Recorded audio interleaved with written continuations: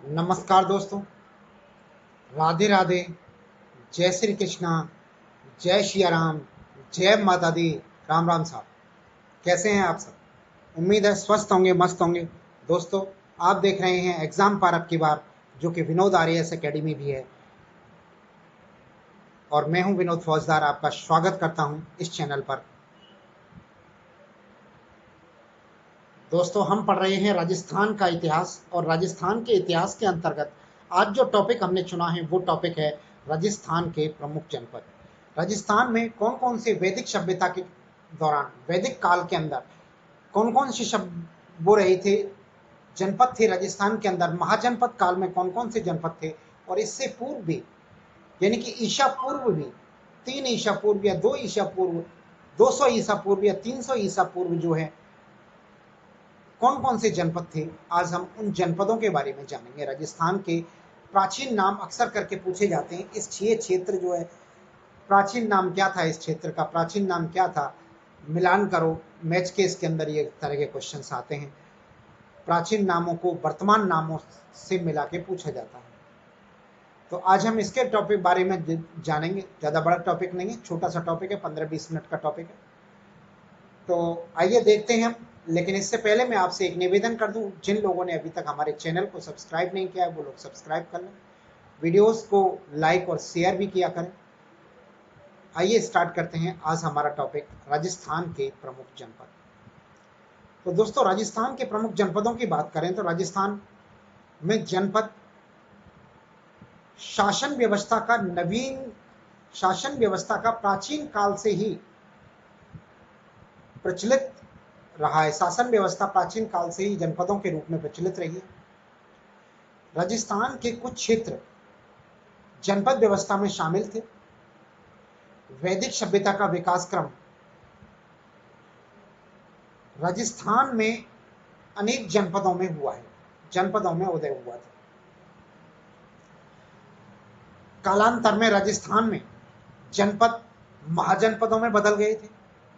जनपद जो है महाजनपदों में बदल गए थे। राजस्थान में जनपदों के बाद 6वीं ईसा पूर्व सदी से अनेक विस्तृत और शक्तिशाली स्वतंत्र राष्ट्र या राज्यों की स्थापना हो गई थी, जिन्हें महाजनपद कहा गया था। अनेक शक्तिशाली राज्य, विस्तृत राज्यों की स्थापना हुई थी 6वीं ईसा पूर्व के बाद, 6वीं ईसा सदी की 6वीं ईसा पूर्व के बाद में, जिन्हें के महाजनपदों के नाम से भी जाना जाता है। महाजनपद का अर्थ होता है कि राज्य का प्रशासनिक इकाई, राज्य की प्रशासनिक इकाई। राज्य, एक राज्य, महाजनपद का अर्थ होता है एक राज्य या फिर प्रशासनिक इकाई से भी हम इसका अर्थ निकालते हैं। जनपद या महाजनपदों की बात करें तो दो ग्रंथ हुए, बौद्ध ग्रंथ और जैन ग्रंथ, जिनके अंदर महाजनपदों का वर्णन। बौद्ध ग्रंथ है अंगुत्तर निकाय नाम का एक बौद्ध ग्रंथ है, अंगुत्तर निकाय, ये बौद्ध ग्रंथ है। और भगवती सूत्र नाम से जैन ग्रंथ है। इन दोनों ग्रंथों के अंदर भारत में 16 महाजनपद विद्यमान थे, ऐसा वर्णन मिलता है। अंगुत्तर निकाय बौद्ध ग्रंथ और भगवती सूत्र जैन ग्रंथ था। इन दोनों के अंदर 16 महाजनपद विद्यमान थे, ऐसा वर्णन मिलता है। इन महाजनपदों में दो प्रकार के राज्य थे। एक था गणराज्य, गणराज्य राज्य थे, और दूसरे राजतंत्र वाले राज्य थे। गणराज्य जहां जनता का राज्य था, और गणराज्य और राजतंत्र जहां राजा का राज हुआ करता था। राजस्थान में प्रमुख जनपद कौन कौन से थे इन महाजनपदों के अंदर उस समय पे, कौन कौन से जनपद राजस्थान के अंदर अंतर्गत आते थे, तो वो 4 जनपद राजस्थान में आते थे। वो 4 जनपद कौन कौन से? सिभी जनपद, मत्स्य जनपद, शूरसेन जनपद और नागल जनपद। नागल नहीं, जंगल जनपद। जंगल जनपद, शूरसेनी जनपद, मत्स्य जनपद और शिवी जनपद, ये 4 जनपदों का नाम उस काल के अंदर राजस्थान में लिया जाता है। एक एक करके इनके क्षेत्रों के बारे में देख लेते हैं। सबसे पहले बात करते हैं मत्स्य जनपद की। इसका क्षेत्र जो है अलवर और भरतपुर जिले में विस्तृत था। जयपुर और दौसा का भी कुछ भाग आता था इसके अंदर, जयपुर और दौसा जिले का भी कुछ भाग आता था मत्स्य क्षेत्र, मत्स्य जनपद के अंदर। इसकी राजधानी जो है विराटनगर थी, वर्तमान में बैराठ नाम है इसका, और ये बैराठ जो है जयपुर जिले में आता है, वर्तमान के आता है जयपुर जिले की शाहगढ़ उपखंड के अंदर वर्तमान में आता है। मत्स्य नगर की राजधानी विराटनगर में थी, और यहाँ पर मीणाओं का शासन था, मीणाओं का शासन था। और मीणा जो है खुद को भगवान विष्णु के 10वें अवतार, जो कि मत्स्य अवतार के रूप में, मत्स्य अवतार थे भगवान विष्णु, जिनका 10वां अवतार मत्स्य अवतार के रूप में हुआ था, उनके वंशज मानते हैं मीणा खुद को। मत्स्य शब्द का अर्थ होता है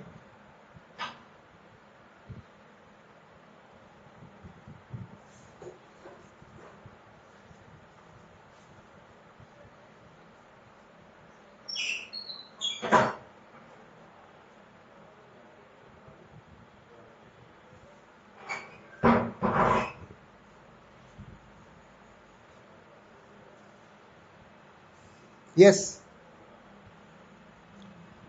मत्स्य शब्द का अर्थ संस्कृत भाषा में अगर देखें, मत्स्य शब्द जो है संस्कृत भाषा का शब्द है और इसका अर्थ होता है मीन अर्थात मछली। मत्स्य शब्द का अर्थ मछली से होता है। और इस मत्स्य शब्द का सर्वप्रथम उल्लेख जो है ऋग्वेद के अंदर मिलता है। ये क्वेश्चन बहुत बार पूछा जाता है कि मत्स्य शब्द का सर्वप्रथम उल्लेख कहां पर मिला है, तो ऋग्वेद के अंदर मत्स्य शब्द का उल्लेख मिला है। मत्स्य जनपद के अंदर पांडवों ने अपने अज्ञातवास का अंतिम वर्ष बिताया था, ये बात आप सब लोग जानते ही हैं। तो ये मत्स्य जनपद है, जिसका क्षेत्र जो क्षेत्र पूछा जाता है अक्सर करके अलवर भरतपुर क्षेत्र मुख्यतः, लेकिन दौसा और जयपुर जिले का भी कुछ क्षेत्र इसके अंदर आता है। यहाँ पे मीणाओं ने राज्य शासन किया था, और मीणा खुद को भगवान विष्णु के 10वें अवतार, 10वें मत्स्य अवतार के रूप में, मत्स्य अवतार के वंशज मानते हैं। इसके बाद में बात करते हैं शिवी जनपद की। शिवी जनपद का प्रारंभिक स्रोत जो है वो सिक्कों के माध्यम से ज्ञात हुआ। शिवी जनपद सिक्कों के माध्यम से इसकी जानकारी मिली है। शिवी जनपद के प्रारंभिक स्रोत या जानकारी का स्रोत यहाँ पे प्राप्त किए हुए सिक्के हैं।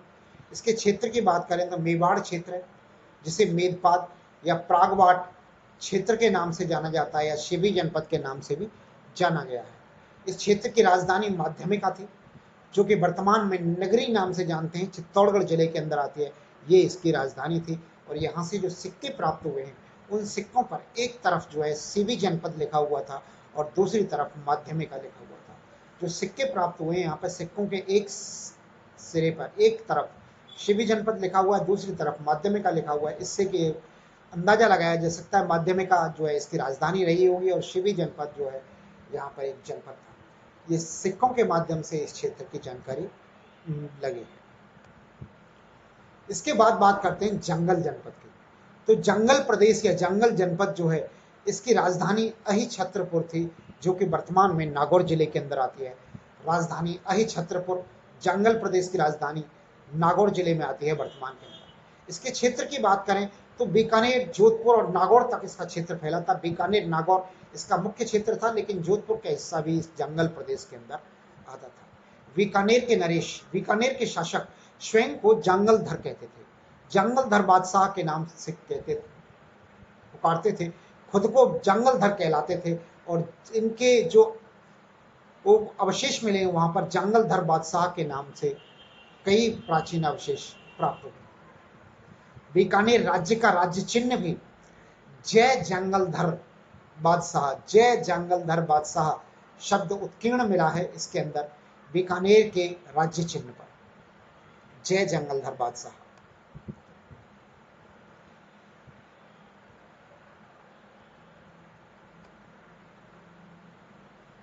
शूरसेनी की बात करते हैं। सूरसेन जनपद था एक। सूरसेन जनपद जो है इसकी राजधानी मथुरा में थी, यूपी के अंदर।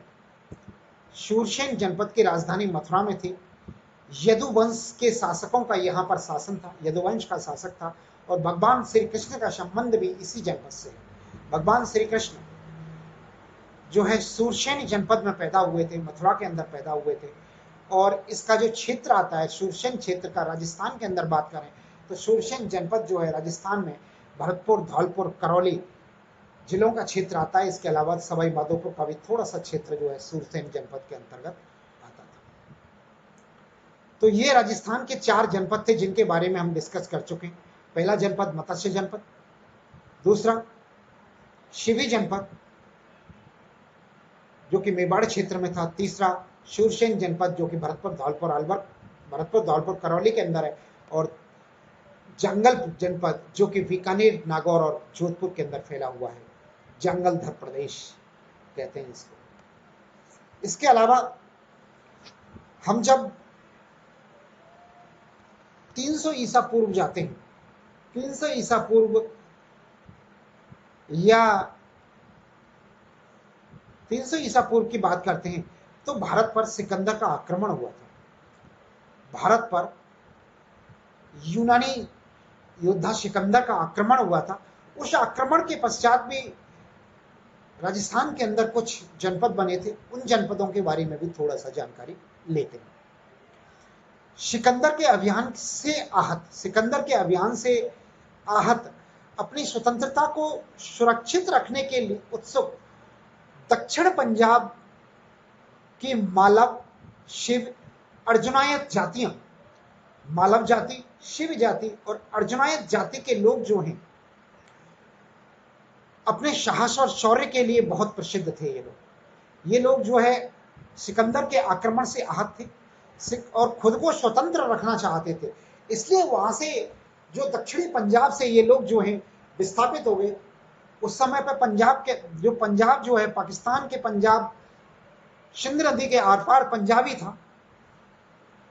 पाकिस्तान का जो पंजाब है वो भी इसी पंजाब के अंदर शामिल था।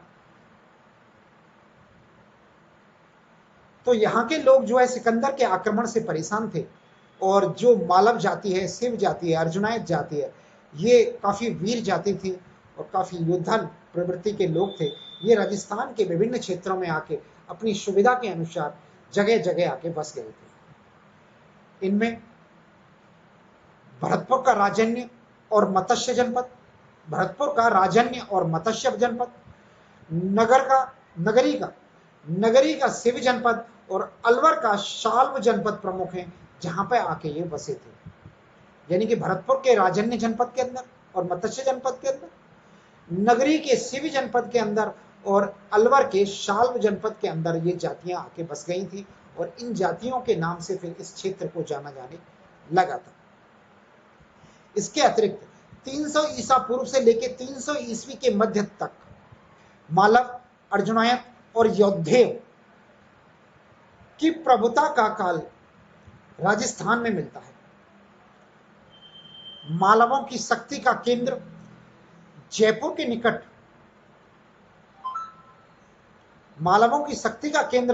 निकट था।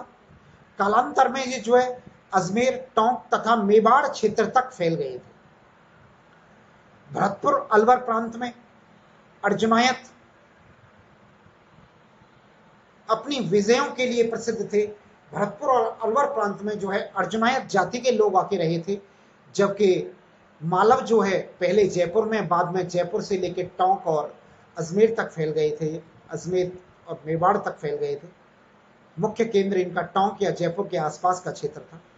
अर्जुनायतों ने अलवर और भरतपुर प्रांत को अपना क्षेत्र बनाया था। अलवर, भरतपुर प्रांत में आके रहे थे और काफी योद्धा थे, अपनी विजयों के लिए प्रसिद्ध थे। जो अर्जुनायत जिससे युद्ध करने के लिए जाते थे वहां से विजय ही प्राप्त करके लौटते थे, ऐसा कहते हैं। अपनी विजयों के लिए प्रसिद्ध थे। इसी प्रकार से राजस्थान के उत्तरी भाग में यौधेय एक शक्तिशाली गणतंत्र कबीला था। यौधेय एक राज्य नहीं बन पाया, एक जनपद नहीं बन पाया। यौधेय जो है इसे एक गणतंत्रीय कबीला कहते हैं, कबीले के तौर पे उभरा था यौधेय जो है। और ये गंगानगर के अंदर था। गंगानगर के अंदर, जो वर्तमान गंगानगर के अंदर यौधेय बसा था। यौधेय संभवतः उत्तरी राजस्थान के कुषाण शक्ति को नष्ट करने में सफल रहे थे। उत्तरी राजस्थान में कुषाण शक्ति को नष्ट करके यौधेय वहां पर स्थापित हुए थे, जो कि रुद्रदामन के लेख से स्पष्ट हो जाता है। रुद्रदामन के लेख में ये बात मिलती है कि यौधेयों ने कुषाणों को नष्ट करके, कुषाणों की शक्ति को खत्म करके वहां पर अपनी सत्ता स्थापित की थी। बाद में हूणों के आक्रमण ने जो है इनको बर्बाद करके रख दिया था। हूणों के आक्रमण ने तहस नहस कर दिया था अयोध्या जनपद को, और सभी इन जनपदों को, ज्यादातर राजस्थान के जनपदों को हूणों के आक्रमणों से नष्ट हो गए थे। अयोध्या जनपद की बात करें कि अयोध्या जनपद कहाँ है, जैसा कि अभी हमने डिस्कस किया, अयोध्या जनपद जो है वर्तमान में श्री गंगानगर और हनुमानगढ़ के क्षेत्र में विस्तृत था। पहले गंगानगर जिला ही था, हनुमानगढ़ नहीं था, पर वर्तमान में जो है अयोध्या जनपद जो है श्री गंगानगर और हनुमानगढ़ क्षेत्र में था। अयोध्या जनपद या अयोध्या गणतंत्रीय कबीला। राजन्य जनपद जो है वर्तमान भरतपुर जिले के अंदर विस्तृत था, भरतपुर जिले में था। वर्तमान भरतपुर क्षेत्र के अंदर जो है राजन्य जनपद था, राजन्य जनपद। अर्जुमायत जनपद जो है, अर्जुमायत जनपद का क्षेत्र जो है अलवर और भरतपुर प्रांत के अंदर था। अलवर भरतपुर प्रांत में जो है अर्जुमायत थी, जो जहां पर आज मेव क्षेत्र है, मेवात क्षेत्र है वर्तमान के अंदर, उस जगह पर जो है अर्जुनायत जनपद हुआ करता था। शाल्व जनपद जो है वर्तमान अलवर प्रदेश के अंदर था, अलवर क्षेत्र, अलवर जनपद के अंदर जो है शाल्व प्रदेश था। इसके अलावा थोड़ा सा मालव जनपद के बारे में बात कर लेते हैं। मालव जनपद क्या था? मालव जनपद, जैसे कि अभी हम डिस्कस कर चुके हैं कि मालव जनपद का समीकरण जो है टोंक जिले के अंदर था। टोंक जिले में नगर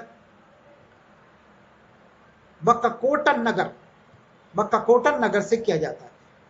नगर यानी कि नगर जनपद जहां पे मिलता है, नगरी सभ्यता जो नगर सभ्यता जो मिलती है जहां से, और ककोट नाम से एक नगर था, ककोट या कारकोट कहते हैं इसको, वहां पर मालव जाति का विस्तार था, मूलतः यहाँ था। ये जयपुर के करीब थे, पहले ये जयपुर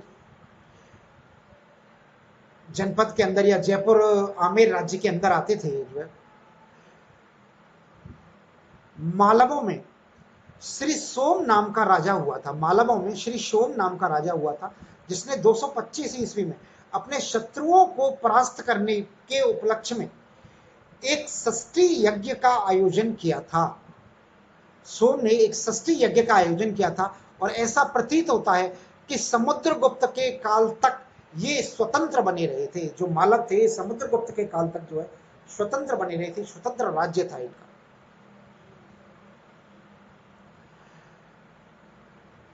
हमें राज्य में जिस जनपद में सर्वाधिक सिक्के प्राप्त हुए हैं, अब तक सर्वाधिक सिक्के प्राप्त हुए हैं, वह मालव जनपद में ही है। मालव जनपद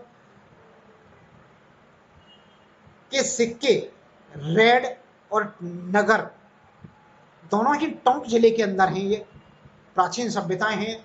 रेड सभ्यता जिसे टाटा नगर कहते हैं, रेड, और नगर सभ्यता दोनों ही टोंक जिले के अंदर हैं, यहाँ से प्रमुखता से मिलते हैं। रेड के अंदर सिक्कों का इतना बड़ा भंडार मिला है, जो कि एशिया का सबसे बड़ा भंडार हमें रेड के अंदर मिला है, टोंक जिले के अंदर, जिसे कि प्राचीन टाटा नगरी भी कहते हैं। मालवों के द्वारा 57 ईस्वी पूर्व मालव सम्मत के रूप में प्रयोग किया गया था। यानी 57 ईस्वी पूर्व मालवों के द्वारा एक सम्मत चलाया गया था, मालव सम्मत के रूप में मालव सम्मत को चालू किया गया था, जिसका सबसे पहले नाम जो है कृत सम्मत रखा गया था, फिर मालव सम्मत रखा गया था, और बाद में जो है अंततः इसे विक्रम सम्मत के नाम से जानते हैं। आज भी हम ये सम्मत चालू है, विक्रम सम्मत जिसे हम कहते हैं, ये मालवों के द्वारा चालू किया गया था। 57 ईसा पूर्व में चालू हुआ था विक्रम सम्मत। इसी विक्रम सम्मत का नाम इससे पहले मालव सम्मत और उससे पहले कृत सम्मत के तौर पर जानते थे। इसके बाद में हम बात करते हैं शिवी जनपद। वैसे हम शिवी जनपद के बारे में पढ़ चुके, अभी इसी वीडियो के अंदर पढ़ चुके हैं, पर थोड़ा सा और देख लेते हैं शिवी जनपद के बारे में क्या है। तो मेवाड़ प्रदेश, जो कि चित्तौड़गढ़ नामांकन की दृष्टि से द्वितीय शताब्दी में शिव जनपद, जिसकी राजधानी माध्यमिका के नाम से प्रसिद्ध थी, बाद में इसका नाम प्रागबाट नाम का प्रयोग हुआ था, और कालांतर में इसी भूभाग को जो है मेदपाट के नाम से भी संबोधित किया था। यानी कि माध्यमिका को ही प्रागबाट और मेदपाट के नाम से भी जानते थे। शिवी जनपद जो है अधिकांशतः सिक्के जो है नगरी क्षेत्र से प्राप्त हुए हैं। शिवी जनपद के जो सिक्के नगरी क्षेत्र से प्राप्त हुए, और सिक्कों के माध्यम से ही शिवी जनपद की जानकारी मिलती है। इस जनपद का उल्लेख जो है पाणिनि कृत अष्टाध्यायी नामक ग्रंथ में भी मिलता है। पाणिनि के एक ग्रंथ है अष्टाध्यायी। अष्टाध्यायी पाणिनि एक बहुत बड़े संस्कृत के विद्वान हुए, संस्कृत व्याकरण की जिन्होंने रचना की है, उनका ग्रंथ है अष्टाध्यायी। इसमें भी जो है सीवी जनपद का उल्लेख मिलता है। तो दोस्तों ये था हमारा जनपद से संबंधित वीडियोस। आपको कैसा लगा हमें कमेंट करके जरूर बताएं। वीडियोस देखने के लिए आपका बहुत बहुत धन्यवाद। जय जय भारत।